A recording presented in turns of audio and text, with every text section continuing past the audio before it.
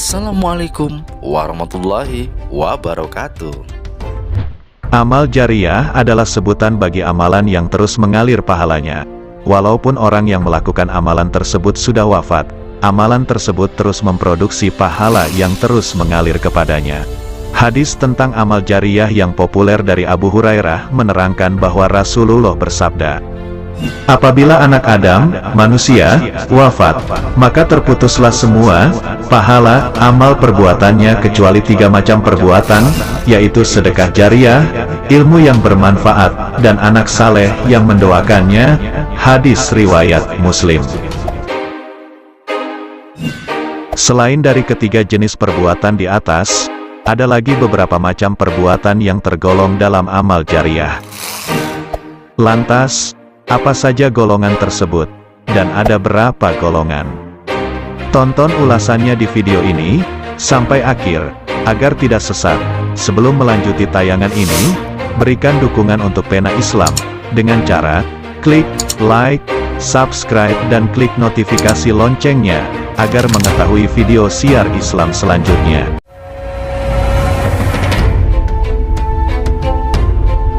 Dalam riwayat lain, Rasulullah bersabda, "Sesungguhnya di antara amal kebaikan yang mendatangkan pahala setelah orang yang melakukannya wafat ialah ilmu yang disebarluaskannya, anak saleh yang ditinggalkannya, mushaf, kitab-kitab keagamaan yang diwariskannya, masjid yang dibangunnya, rumah yang dibangunnya untuk penginapan orang yang sedang dalam perjalanan, sungai yang dialirkannya untuk kepentingan orang banyak, dan harta yang disedekahkannya." Hadis riwayat Ibnu Majah.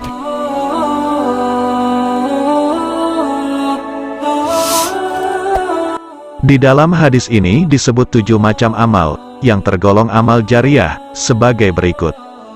1.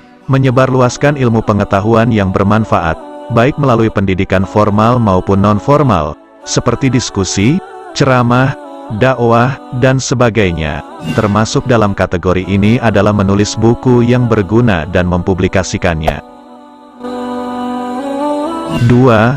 Mendidik anak menjadi anak yang soleh. Anak yang soleh akan selalu berbuat kebaikan di dunia.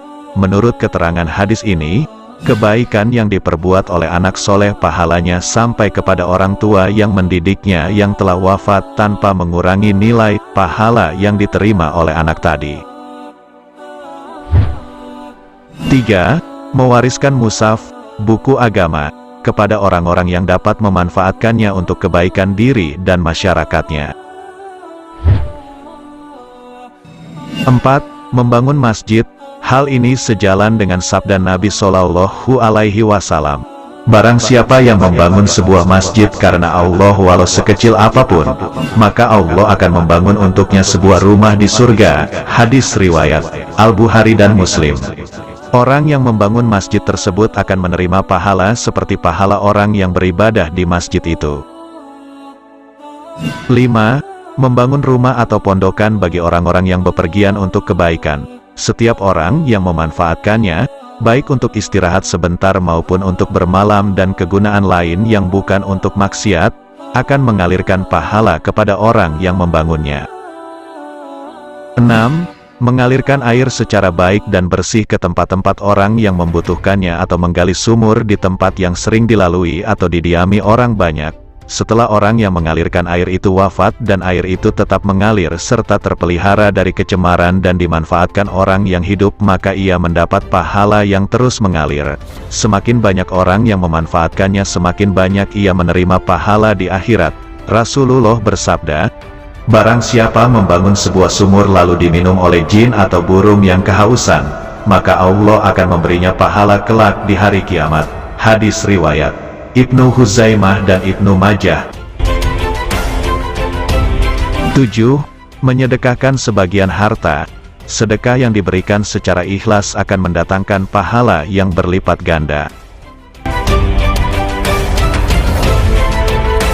Terima kasih sahabat beriman, sudah menonton tayangan dari kami. Semoga tayangan ini bermanfaat bagi kita semua. Sampai jumpa di Pena Islam selanjutnya.